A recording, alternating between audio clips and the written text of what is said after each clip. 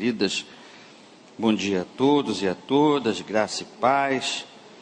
É uma alegria sempre estarmos aqui e a presença do pastor Delcio também amplifica, não é, essa nossa alegria pelo dom que Deus lhe deu na condução do louvor, da adoração, na oração também. Então é uma alegria tê-lo conosco aqui, ministrando sempre. Abra comigo a sua Bíblia no Evangelho de Jesus, segundo escreveu Mateus. Nós vamos ler aqui 2 trechos desse livro, desse Evangelho. Mateus foi um dos discípulos de Jesus, convertido ao Evangelho, nesse encontro maravilhoso que teve com o Mestre. E leremos então, primeiramente, Mateus capítulo 3, dos versos 13 ao 17. E logo depois o capítulo 4. Mateus 3, 13 a 17, diz assim: Por esse tempo, dirigiu-se Jesus da Galiléia para o Jordão, a fim de que João o batizasse. Ele, porém, o dissuadia, dizendo: Eu é que preciso ser batizado por ti, tu vens a mim? Mas Jesus lhe respondeu: Deixa por enquanto, porque assim nos convém cumprir toda a justiça. Então ele o admitiu. Batizado Jesus, logo saiu da água, e eis que se lhe abriram os céus, e viu o Espírito de Deus descendo como pomba, vindo sobre ele. E eis uma voz do céu que lhe dizia: Este é o meu Filho amado, em quem me comprazo. Já no capítulo 4, nós temos a história da tentação de Jesus e segue a leitura até o verso 11. A seguir foi Jesus levado pelo Espírito ao deserto para ser tentado pelo diabo. E depois de jejuar 40 dias e 40 noites, teve fome. Então o tentador, aproximando-se, lhe disse: Se és filho de Deus, manda estas pedras se transformarem em pães. Jesus, porém, respondeu: Está escrito, não só de pão viverá o homem, mas de toda a palavra que procede da boca de Deus. Então o diabo levou a cidade santa e colocou sobre o pináculo do templo e lhe disse: Se és filho de Deus, atira-te abaixo, porque está escrito: Aos seus anjos ordenará a teu respeito para que te guardem. E eles te sustentarão nas suas mãos para não tropeçares em alguma pedra. Respondeu-lhe Jesus: Também está escrito: Não tentarás o Senhor teu Deus. Levou ainda o diabo a um monte muito alto, mostrou-lhe todos os reinos do mundo e a glória deles, e lhe disse: Tudo isso te darei, se prostrado me adorares. Então lhe ordenou Jesus: Retira-te, Satanás, porque está escrito: Ao Senhor teu Deus adorarás e só a ele darás culto. Com isso, o diabo o deixou, e eis que vieram os anjos e o serviram. Amém. Queridos, é interessante essa narrativa que começa no capítulo 3 e termina no capítulo 4, porque estabelecem e revelam 2 momentos na vida de Jesus que nos trazem ensinos preciosos para os nossos dias. Nós vivemos dias difíceis, dias, na verdade, muito difíceis. E enfrentamos determinadas situações que em nenhum momento da igreja que nos antecedeu foram enfrentadas. É por isso que nós precisamos estar, como diz a palavra, nos renovando, como diz o apóstolo Paulo, a nossa mente, para que possamos compreender e conhecer qual seja a boa, perfeita e agradável vontade de Deus. Amém?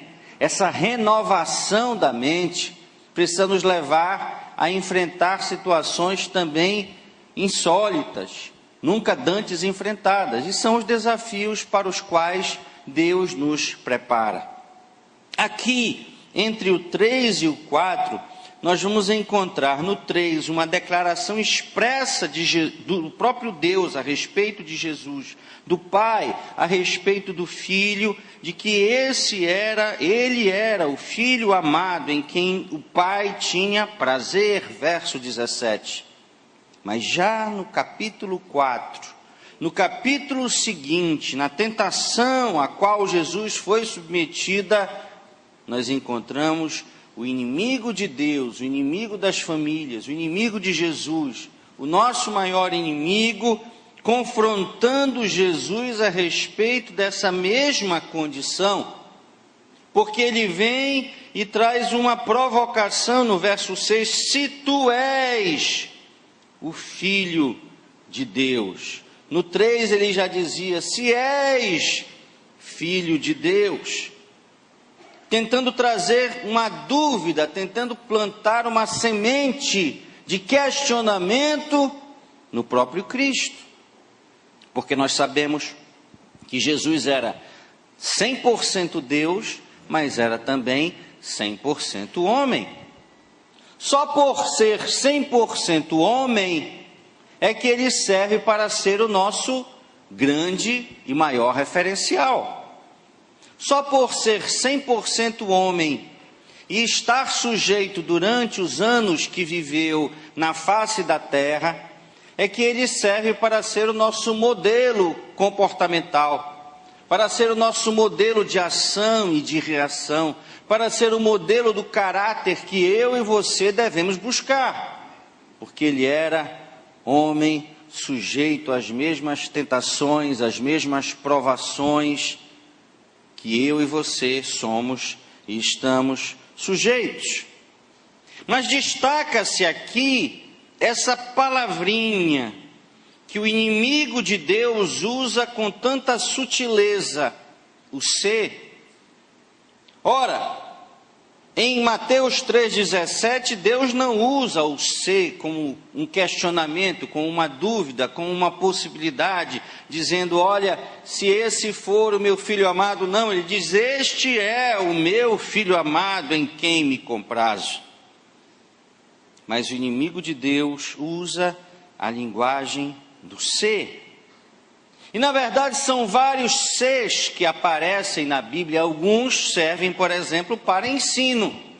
Quando nós vamos lá para Deuteronômio no capítulo 28, é um texto que eu gosto muito, muito belo, e nós gostamos especialmente da primeira parte desse texto, Deuteronômio capítulo 28, Deuteronômio é o 5º livro da Bíblia, fecha ali a Torá dos judeus, fecha o Pentateuco da Bíblia Sagrada, não é? E nós vamos encontrar ali as chamadas bênçãos decorrentes da obediência e as maldições ou os castigos decorrentes da desobediência. E tanto a parte A quanto a parte B, tanto a primeira parte que vai dos versos 1 ao 14, quanto a segunda parte que vai do verso 15 até o final, começam com a palavra se. Verso 28 diz, se atentamente ouvires a voz do Senhor teu Deus, tendo cuidado de guardar todos os seus mandamentos que hoje te ordeno, o Senhor teu Deus te exaltará sobre todas as nações da terra. E a seguir vem um rol enorme de bênçãos. Olha, a realização dos nossos sonhos está aqui. Mas eu só posso esperar o que vem a seguir se eu cumprir o preceito, o princípio, a regra do verso 1 do capítulo 28. Por outro lado, no verso 15 está, se não deres ouvidos à voz do Senhor teu Deus, não cuidando de cumprir todos os seus mandamentos e os seus estatutos que hoje te ordeno, então virão todas essas maldições sobre ti e te alcançarão. E aí, meus caros irmãos e irmãs, há um rol enorme, maior até do que aquele anterior, porque o objetivo é nos alertar, é nos chamar a atenção para não incorrermos nesse erro de descumprirmos, de desobedecermos, de desagradarmos a Deus. Aqui nós temos os mais terríveis pesadelos, as mais terríveis situações que se pode pensar e projetar para a nossa vida como indivíduos, para a nossa vida como casados, como pais de família, como empregados, como empregadores, tudo de mal está aqui colocado, como consequência de um ser equivocado, de uma atitude, de uma escolha, de uma alternativa equivocada. Então os seis na Bíblia servem para ensino, obediência ou desobediência, bênção ou maldição. Os seis também servem na Bíblia como alertas. Nós encontramos lá no livro do profeta Jeremias, no capítulo 42, Jeremias fica ali depois de Isaías. E nós vamos encontrar no capítulo 42 um C de alerta. Jeremias 42, versos 15 e 16 está dito: nesse caso, ouvi a palavra do Senhor, ó Judá, assim diz o Senhor dos exércitos, o Deus de Israel. Se tiverdes o firme propósito de entrar no Egito e fordes para morar, acontecerá então que a espada que vós temeis vos alcançará na terra do Egito, e a fome que receais vos seguirá de perto os passos no Egito, onde morrereis. É um alerta, olha, se vocês forem por esse caminho, se vocês escolherem essa alternativa, o que lhes aguarda lá, o que lhes espera lá é fome, é morte, é destruição. Os seis na Bíblia também são de esperança. Mateus capítulo 6, no famoso texto constituído ali no Sermão da Montanha, lá nas montanhas que cercam o mar da Galileia, nós vamos encontrar Jesus falando, Jesus ensinando, e usa ali a expressão ser na condição da esperança, do ânimo, diante das ansiedades da vida, não é?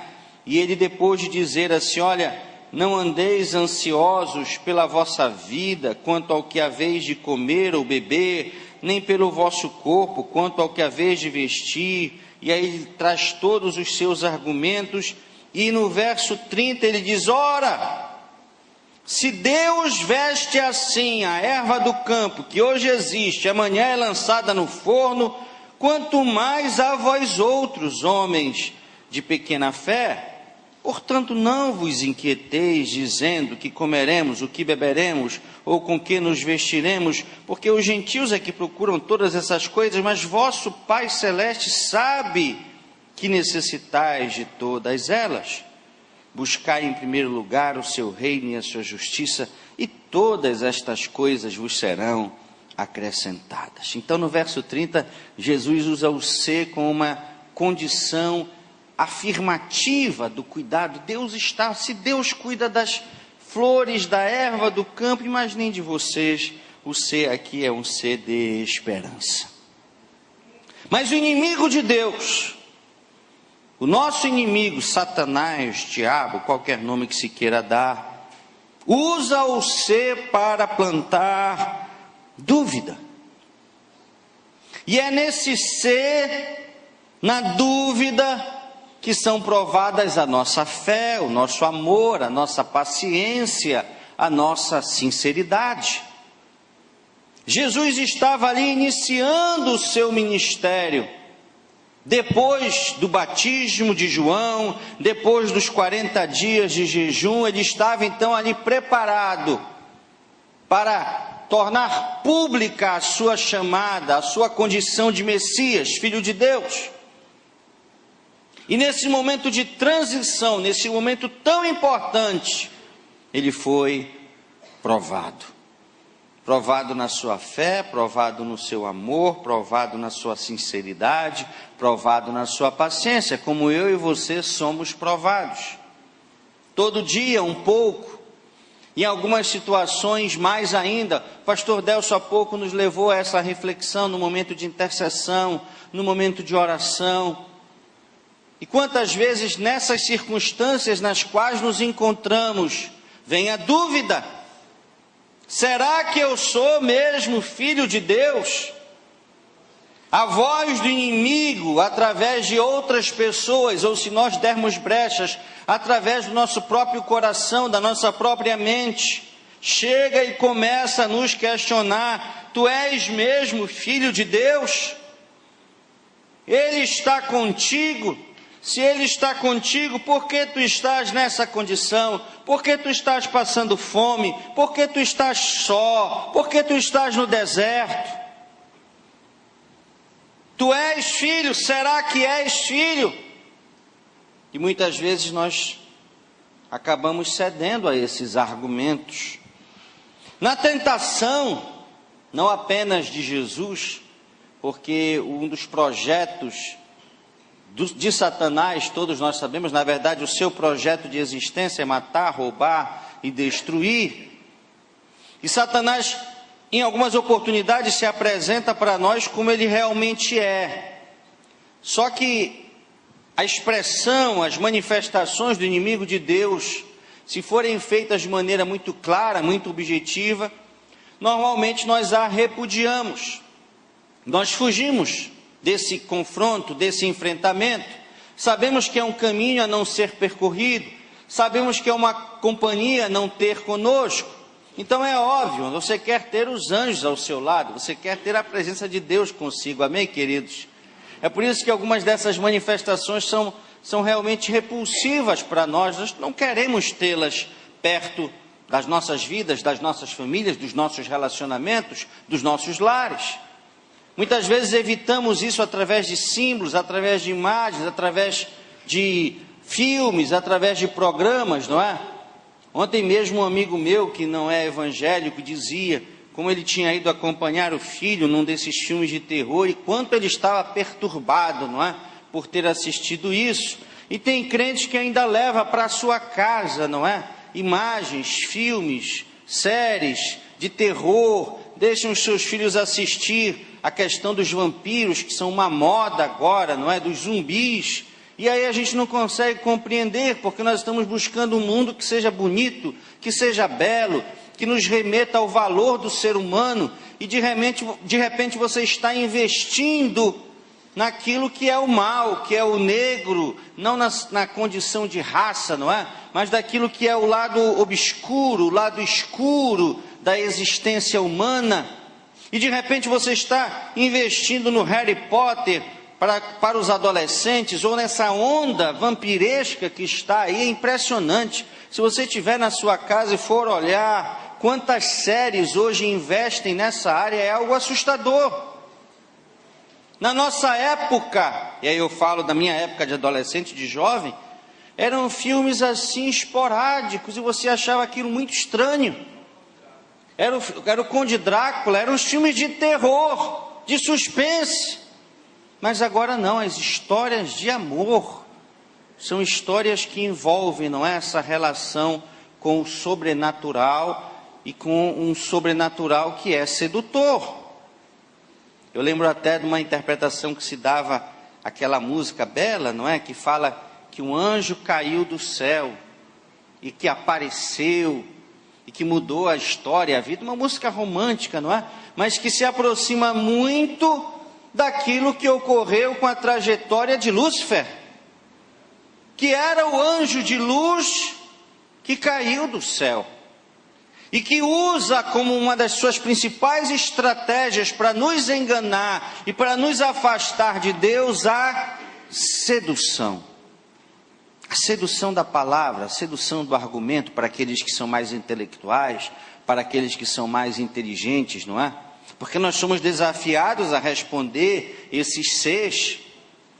Para aqueles que não gostam muito, outras estratégias, não gostam muito desse debate argumentativo, outras estratégias de sedução. Nós estamos vivendo agora, há pouco estivemos orando, não é? Pela questão política do Brasil, e eu sei que os irmãos, muitos dos que aqui estão, vêm para esse lugar e talvez saiam daqui ainda com dúvidas em relação a em quem votar. E essa dúvida surge exatamente desse bombardeio de informações que nós recebemos durante os últimos dias, as últimas semanas, os últimos meses, e você realmente não sabe quem é o melhor candidato. Porque os dois parecem muito bons e os dois parecem muito ruins, por conta dessas contra-informações que são o tempo todo lançadas diante de nós. E o objetivo é exatamente este: é de alguma maneira nos confundir, nos seduzir, gerar em nós uma repulsa à conduta de um determinado candidato ou candidata, ou gerar em nós a projeção da esperança em relação a um ou a outro. Essa estratégia foi usada por Satanás e vem sendo usada desde o Éden, quando ele seduziu Eva com os seus argumentos, com os seus, com dúvidas, com sementes de questionamento a partir daquilo que Deus havia estabelecido como absoluto. Satanás plantou a semente do relativo. Não é bem assim. Não, mas Deus disse que é assim. Não é bem assim. Não, Deus disse que eu não posso por isso. Não é apenas por isso, não é bem por isso.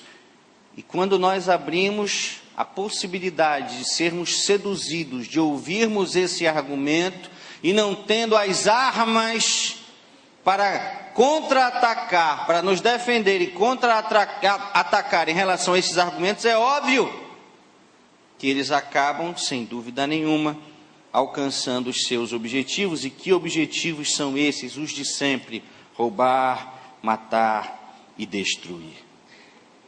Em relação a Jesus, a Mateus capítulo 4, quais são as lições que nós podemos tirar para as nossas vidas? A primeira lição é que afastamento do mundo, solidão, jejum, oração e a condição de sermos filhos de Deus não são garantias da ausência de tentação.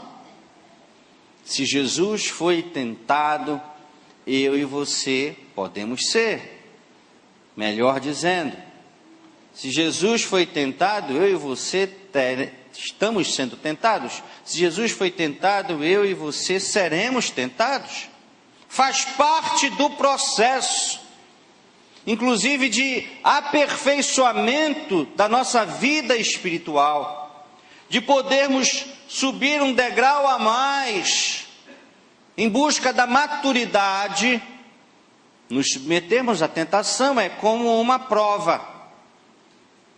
É verdade que a Bíblia faz a separação entre prova e tentação, porque Deus não nos tenta, apenas o inimigo de Deus nos tenta, porque o propósito é que erremos, que falhemos, que pequemos, que nos afastemos de Deus. As provações vêm de Deus, apenas objetivando o nosso aperfeiçoamento. Mas a tentação sempre virá. E cada vez que se aproxima aquele dia, aquele encontro, a ida nossa para Nova Jerusalém, as tentações se multiplicam. A Bíblia chega a dizer que nos últimos dias o amor de muitos esfriaria. E nós temos que tomar cuidado para não termos esse amor pelas coisas de Deus esfriadas, arrefecidas. A solidão aqui, que é esse afastamento do mundo, não é necessária, não é suficiente para afastar de nós os problemas. Assim pensavam, por exemplo, aqueles que na Idade Média constituíam os mosteiros, não é? E achavam, não, aqui nós estamos na cidade de Deus e o mundo é a cidade dos homens. Mas nós sabemos que muitas das tentações que sofremos exatamente quando estamos sós. E a separação, o distanciamento talvez seja um dos principais equívocos que alguém pode assumir quando está enfrentando uma dificuldade, uma luta. Olha, se eu estou na luta, se eu estou na dificuldade, se eu estou na provação, se eu estou na tentação, o que eu preciso é de alguém de Deus ao meu lado, amém, querido? Para me ajudar. As pessoas que fazem parte desses grupos, que cuidam de pessoas que têm dependência química da bebida, das drogas, dependência da cocaína, da maconha e de outras drogas, os alcoólicos anônimos, os narcóticos anônimos trabalham muito a questão do tutor, do amigo. E eles são instruídos para que no momento em que estão passando por aquela crise de abstinência, no momento que estão sendo tentados a ir a um bar ou a usarem uma determinada droga, ligarem imediatamente para o seu companheiro, para o seu tutor. É o discipulado. Eles já trabalham com discipulado há muito tempo. E para isso serve também o discipulador. Para nesses momentos, numa intimidade já construída, eu não tentar negar as minhas falhas, as minhas fragilidades, as minhas fraquezas, as tentações às quais eu estou submetido. Não, eu tenho que ter intimidade para poder compartilhar com ele e dizer: irmão, irmã, me ajuda, eu preciso de ajuda, eu preciso de alguém. Eu não posso ficar só nesse momento, porque não é por estar só, ou por me afastar do mundo, ou por me retirar, que o problema desaparecerá. Jejum e oração são preparativos para vencer a tentação, mas não são garantias de que a luta não virá. Ela virá, por isso é tão importante jejuar, por isso é tão importante orar. Mas eu não vou jejuar e orar para que eu não seja provado, para que eu não seja tentado, para que eu não enfrente lutas, não. Eu jejuo e oro para que no momento da luta eu esteja preparado para enfrentá-la e para vencê-la, amém, queridos? É assim. Ser filho de Deus. Ah, pastor, mas eu não admito. Agora eu sou crente. E eu pensei que ao aceitar Jesus, todos os meus problemas estariam resolvidos. Não é assim, querido. Não é assim, querida.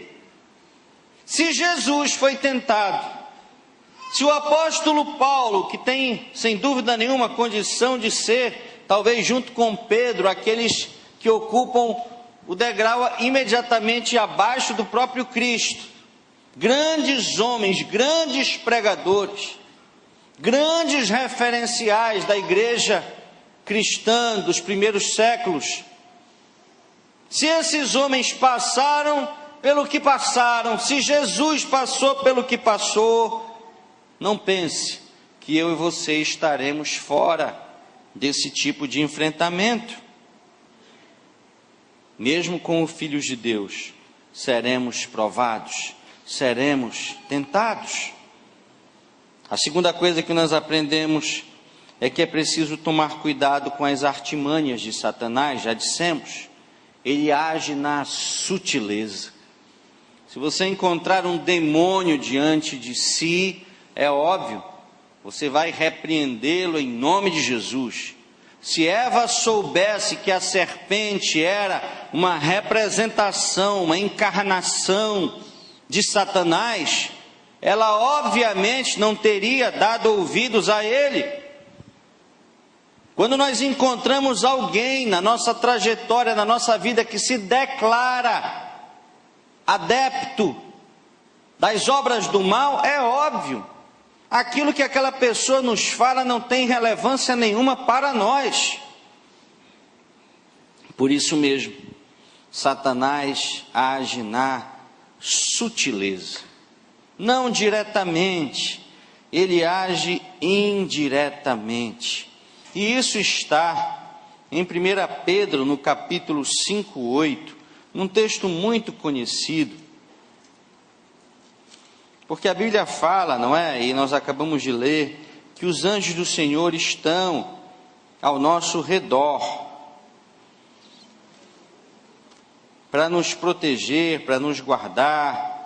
Uma das missões dos anjos é exatamente esta. Por designação do Pai, por designação divina, eles estão ao nosso lado. Mas em 1 Pedro, no capítulo 5:8, nós temos aquela informação que é preocupante, é explicativa, mas não pode nos amedrontar de jeito nenhum. Diz assim: sede sóbrios e vigilantes.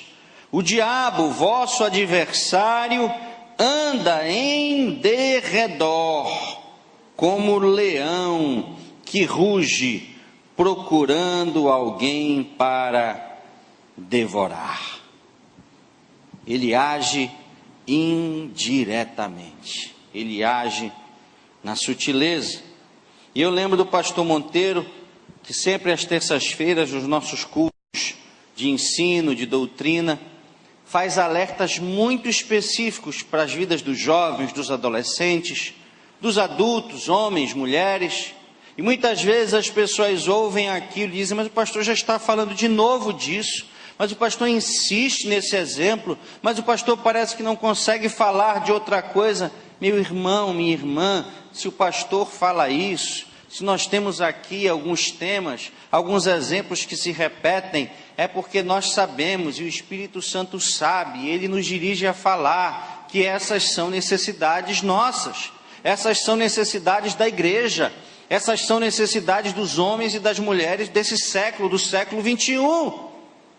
Talvez não fosse nesta mesma ênfase alguns anos atrás, algumas décadas atrás, mas hoje são. E essa insistência é expressão, é demonstração do amor e do cuidado de Deus para você. Porque tem muita gente que está preparado para enfrentar o capetão, mas vive caindo na lábia do bonitão. Não é isso? Pastor Monteiro de vez em quando fala aqui. Tem muita gente, irmã Célnia, que está preparado para enfrentar a Jezabel, mas vive caindo na lábia ou no papo da lábios de mel. É assim. São coisas da nossa vida que nós precisamos estar extremamente alertas. E olha que se fala, mas de repente, da maneira como aquilo é colocado, às vezes nós somos procurados nos nossos gabinetes: ah, pastor, eu sei o que a Bíblia diz, eu já entendi a palavra, eu sei das restrições, dos alertas, mas vem o argumento. Mas ele, mas ela, mas esse emprego, mas essa porta, olha pastor, eu sei os riscos que há, mas eu acredito que eu estou preparado para isso. No relacionamento, no casamento, na sociedade, nas alianças, nas uniões, nos lugares onde se vai, para onde se é convidado. Deus está nos alertando o tempo todo, mas muitas vezes nós achamos que podemos, que não é tão ruim como parece. E depois, quando aquilo que se projetava acontece, não há mais o que fazer, não há mais como retroagir. Satanás ataca aquilo que nós temos de mais precioso. Pastor, o que seria isso? Seria o dinheiro que eu tenho alcançado? Seria a minha família? Seria a minha formação? Seriam os meus títulos? Seriam os meus cargos? Não. O que nós temos de mais precioso é a nossa condição de filhos de Deus. Amém, queridos? O ataque direcionado contra Jesus foi nesse sentido. O tempo todo Satanás ficou questionando a condição de Jesus como Filho de Deus. Todo o resto era consequência. E às vezes nós projetamos o maior valor que possuímos em coisas menores. E eu me lembro de uma história, já contei essa história antes aqui, que eu ouvi quando ainda era adolescente, mas nunca esqueci. E falava de um menino que prendeu o braço no vaso. De vez em quando as crianças aprontam dessas, não é? Elas colocam a cabeça num lugar, mas depois elas não sabem como tirar a cabeça do lugar. Às vezes é a própria orelha, não é? Vai, mas quando é para voltar não tem como. E o menino então colocou o braço, chamou a mãe, apavorado, porque o seu braço não saía do vaso. E era um vaso muito caro, era um vaso uma obra de arte que havia sido herdada por aquela família e que valia milhares de reais. Mas o braço do menino estava preso e é claro que a vida, o braço, a saúde do filho valia mais do que o vaso. E a mãe tentou de tudo para retirar o braço do seu pequeno filho, do seu amado filho, de dentro daquele vaso. E quando ela já percebia que o braço estava ficando vermelho, roxo, pelo problema da circulação, ela decidiu quebrar o vaso, porque o filho valia mais que o vaso. Mas antes de quebrar o vaso, de destruir aquele vaso e libertar o seu filho, ela teve uma iluminação. E ela disse: filho querido, você está segurando alguma coisa na sua mão? E ele disse: estou, mamãe. Então solte. Ele soltou. E quando ele soltou, a mão saiu facilmente do vaso. E quando ela foi ver o que o menino estava segurando, ele estava segurando uma moeda de 1 centavo, pastor Delcio. 1 centavo. E por 1 centavo, aquele vaso que valia milhares de reais seria destruído, seria quebrado. E muitas vezes nas nossas vidas é isso que acontece. Por coisas de pouquíssimo valor ou coisas de nenhum valor, nós colocamos em risco algo que tem muito valor. E talvez hoje seja um dia que o Espírito Santo nos leva à reflexão daquilo que precisamos abrir mão, que tem parecido coisas tão importantes e tão valorosas que nós não liberamos por nada, não é? Colocamos em risco até a nossa saúde, a nossa integridade física, espiritual, moral, e nos apegamos àquilo ali, mas na verdade não tem valor nenhum, principalmente valor eterno, principalmente um valor que possa nos garantir um lugar nesse lugar tão especial chamado céu, nessa nova Jerusalém, ao lado do Pai, para conhecermos novos céus e nova terra. Lá em João no capítulo 1, verso 12, nós somos informados que Ele nos deu o poder de sermos feitos filhos de Deus. Ninguém nasce filho de Deus. Há uma frase mentirosa no mundo que diz: todos são filhos de Deus. Isso não é verdade. Há uma outra frase mentirosa que diz: todos os caminhos levam a Deus. Isso não é verdade. O que a Bíblia diz, e quem diz é o próprio Jesus, é que Ele é o caminho, a verdade e a vida. Amém? E lá em João capítulo 1, 12 está escrito: a todos quantos nele creram, deu-lhes o poder de serem feitos filhos de Deus. Esse é o maior título que você possui, ser filho de Deus. Esse é o maior tesouro da tua vida, a vida eterna. Esse é o maior investimento que você fez, e se você ainda não fez, pode fazer: aceitar Jesus como seu Senhor e Salvador. Amém, queridos? Mas ele questiona, o inimigo questiona a nossa própria conversão. E se? A terceira coisa que nós aprendemos, já caminhando para o fim, é que as circunstâncias são enganosas. Aprenda isso, diga para a pessoa que está ao seu lado: as circunstâncias são enganosas. Queridos, queridas, parecia que Satanás tinha razão. O argumento era tão bom, eram tão bem formuladas as frases, embasadas na Bíblia Sagrada, que parecia que o inimigo de Deus tinha razão.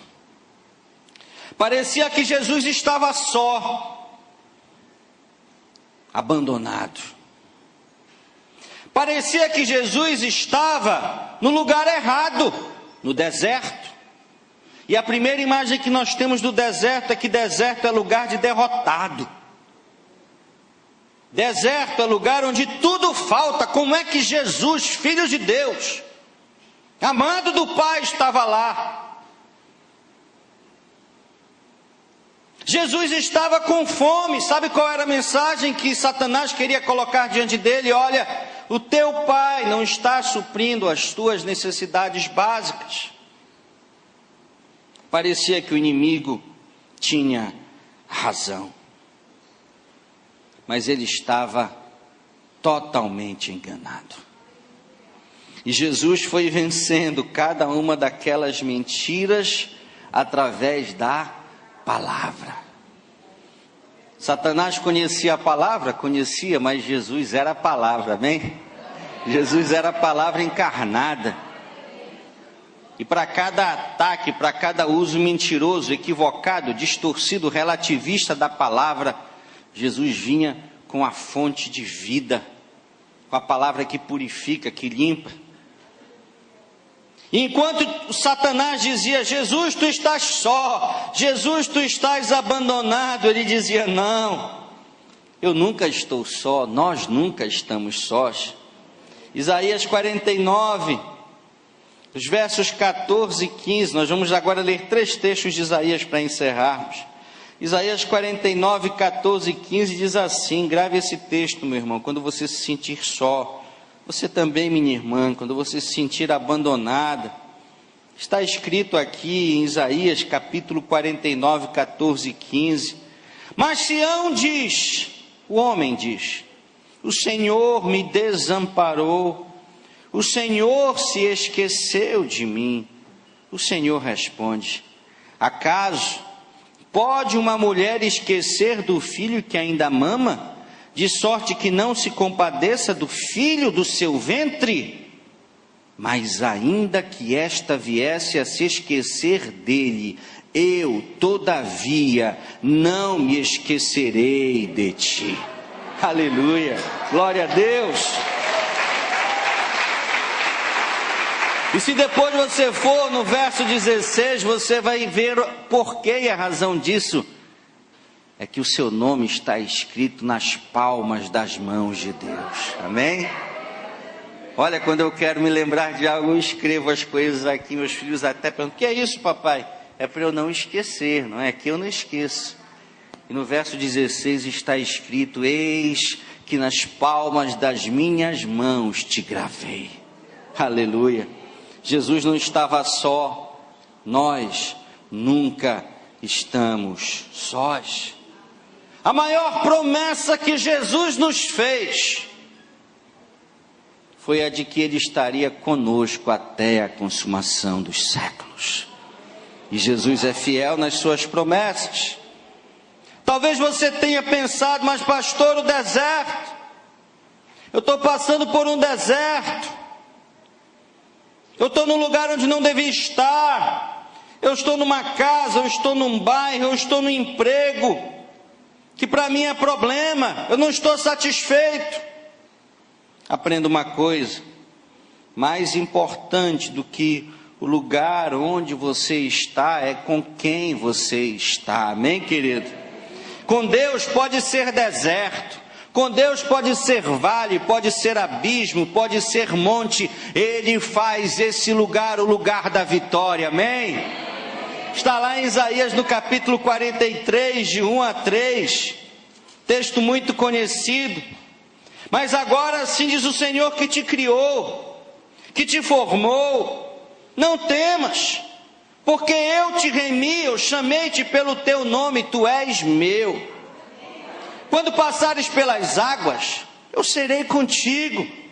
Quando passares pelos rios, eles não te submergirão. Quando passares pelo fogo, não te queimarás, nem a chama arderá em ti, porque eu sou o Senhor, o teu Deus, o Santo de Israel, o teu Salvador. O importante é nós termos ao nosso lado a presença que faz toda a diferença. E aí, onde quer que estejamos, esse será um lugar de bênção, esse será um lugar de vitória, esse será um lugar de prosperidade. Quando Satanás quis dizer: olha, Deus não está cuidando de ti, Deus não está suprindo as tuas necessidades, tu estás passando fome, era mentira. Jesus não estava passando fome, Jesus estava fazendo jejum, amém, queridos? Deus estava cuidando dele, Deus está cuidando de você. Lá em Isaías 41, dos versos 8 a 13, se lê: mas tu, meu servo, tu a quem elegi, descendente de Abraão, meu amigo, tu a quem tomei das extremidades da terra e te chamei dos seus cantos mais remotos, e a quem disse: tu és meu servo, eu te escolhi e não te rejeitei, não temas, eu sou contigo. Não te assombres, porque eu sou o teu Deus. Eu te fortaleço, eu te ajudo, eu te sustento com a minha destra fiel. Eis que serão envergonhados e confundidos todos os que estão indignados contra ti. Serão reduzidos a nada os que contendem contigo, eles perecerão. Aos que pelejam contra ti, buscá-lo-ás, porém não os acharás, serão reduzidos a nada e a coisa nenhuma, porque eu, o Senhor teu Deus, te tomo pela tua mão direita e te digo: não temas, porque eu te ajudo. Aleluia, queridos, glória a Deus. Tenha certeza que a dificuldade que você está enfrentando vai te conduzir a um estágio de bênção maior ainda. Verdades que nós aprendemos. Primeira, só é tentado assim quem realmente é filho de Deus. Quem não é filho de Deus já está distante, não é objeto das artimanhas, da artilharia do inimigo, não. Então, se você está passando por isso, tenha certeza, a sua identidade em Deus está confirmada, amém, querido? A segunda coisa é que quando nós vencemos a dúvida, nós vencemos um dos nossos maiores inimigos e superamos uma das mais terríveis estratégias de Satanás. Quando você vence a dúvida, o diabo sai envergonhado. E a terceira coisa maravilhosa, é que quando nós vencemos a dúvida, a bênção tão sonhada, tão esperada, a realização dos nossos sonhos, chega até nós. Jesus, depois que venceu a dúvida, a tentação, o questionamento do inimigo, foi servido por anjos. Quem sabe nessa manhã, o Senhor, do trono da sua glória, do seu poder, não vem entregar a bênção que você tanto tem buscado, que você tanto tem sonhado. E há um último C na Bíblia Sagrada, que está em João no capítulo 11, 40, que deve ser o C da nossa existência, da nossa vida, porque nós não vivemos pelo que vemos, e sim pelo que cremos, amém? E a Bíblia diz em João 11, 40, que se crermos, veremos a glória de Deus, amém? Vamos ficar de pé nesse momento.